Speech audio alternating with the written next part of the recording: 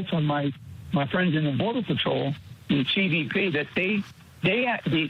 there are countries. So there's radical Islamist countries, state-sponsored, that are cutting deals with Mexican drug cartels for some of what they call the lanes of entry into our country.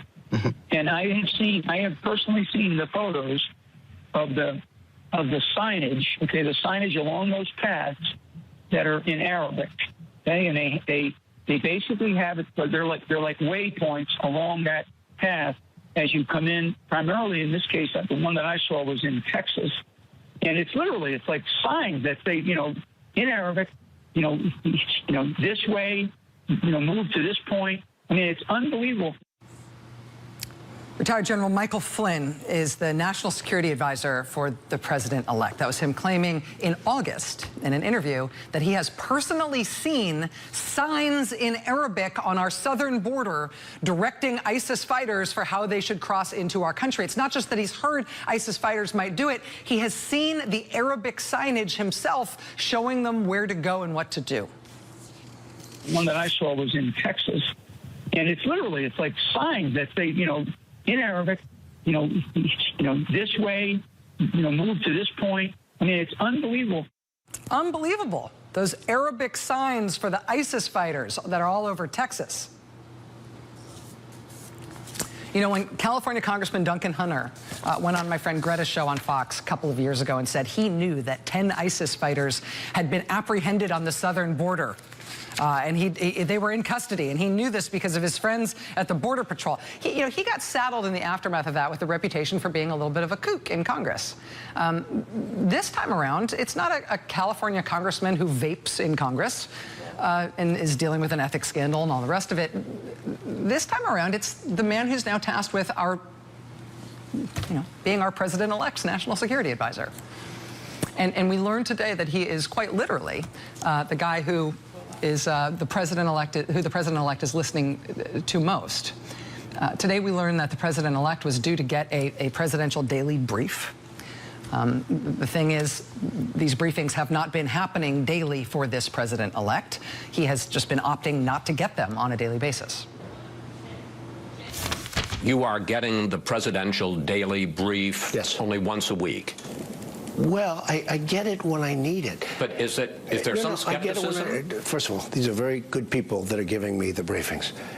And I say, if something should change from this point, immediately call me. I'm available on 1 minute's notice. I don't have to be told, I'm like a smart person.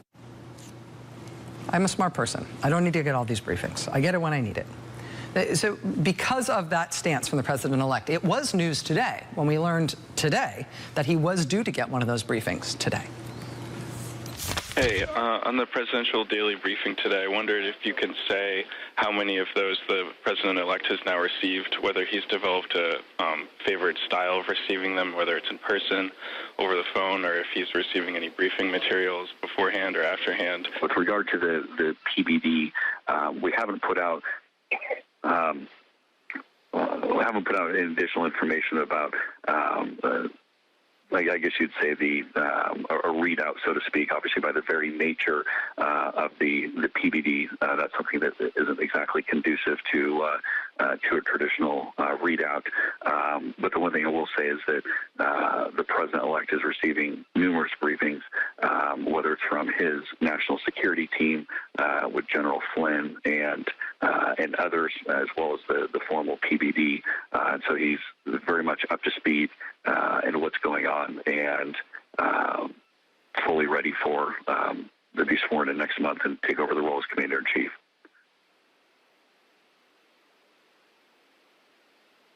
Hey, Kevin, it's Sean. I think we've addressed this in the past, but just to be clear, the president gets a briefing every single day from this national security team.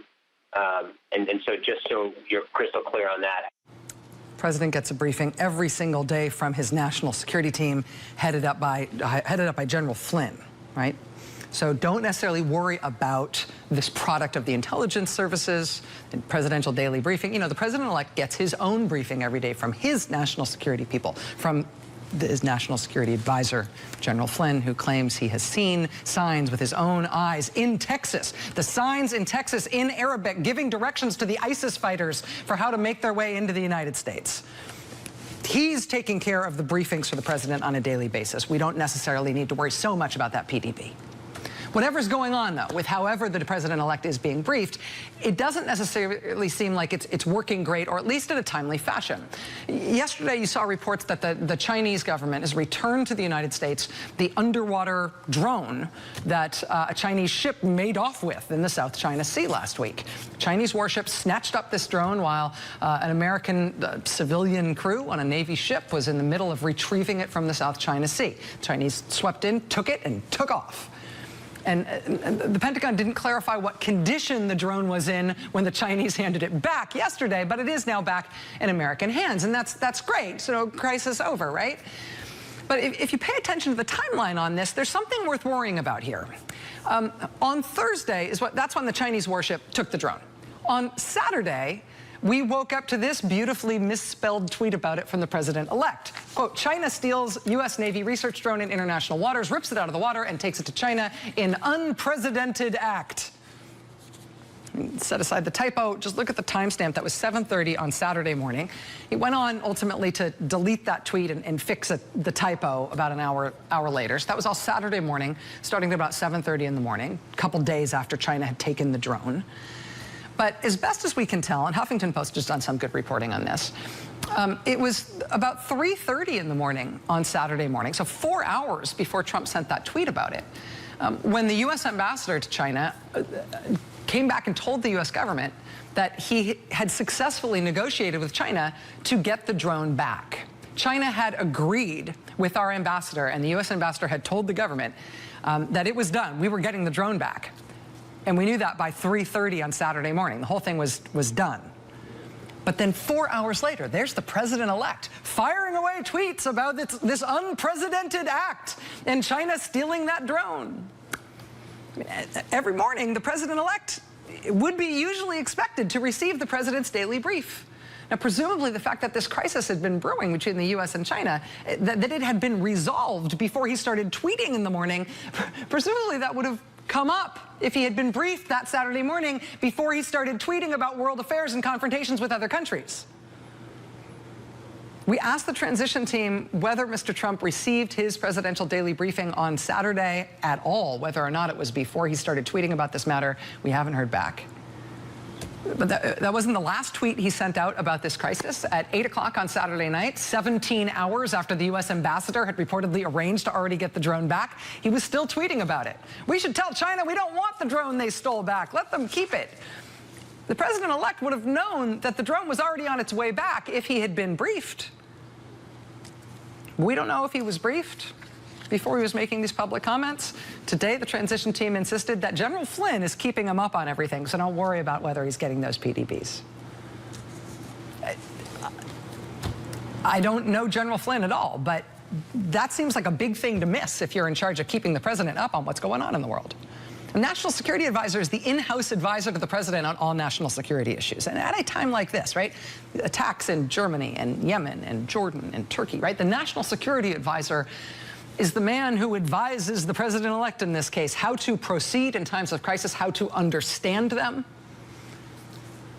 ISIS has not claimed responsibility for the killing of the Russian ambassador in Ankara, Turkey at the beginning of this week. There was some speculation that maybe that attack was the work of al-Qaeda's affiliate in Syria. Today we learned that al-Qaeda is denying involvement in that plot. They went out of their way to say they had nothing to do with it.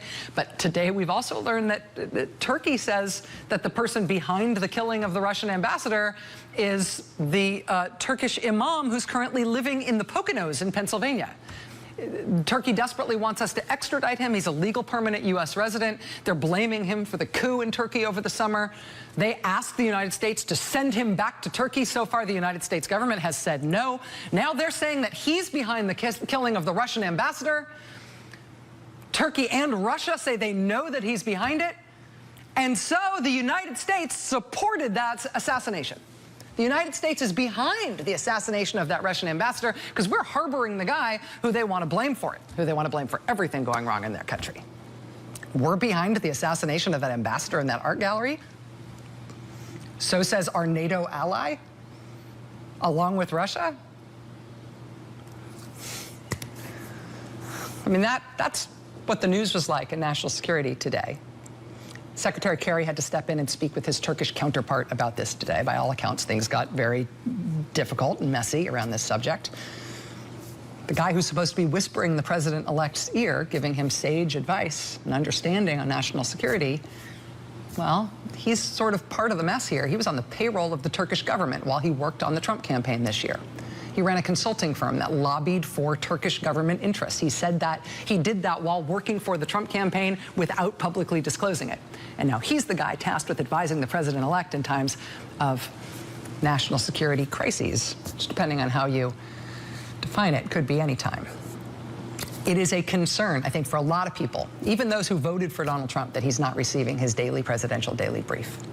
He is, however, receiving a daily brief from somebody else, from General Michael Flynn, who will never go up for Senate confirmation. That's a different kind of worry. Yeah.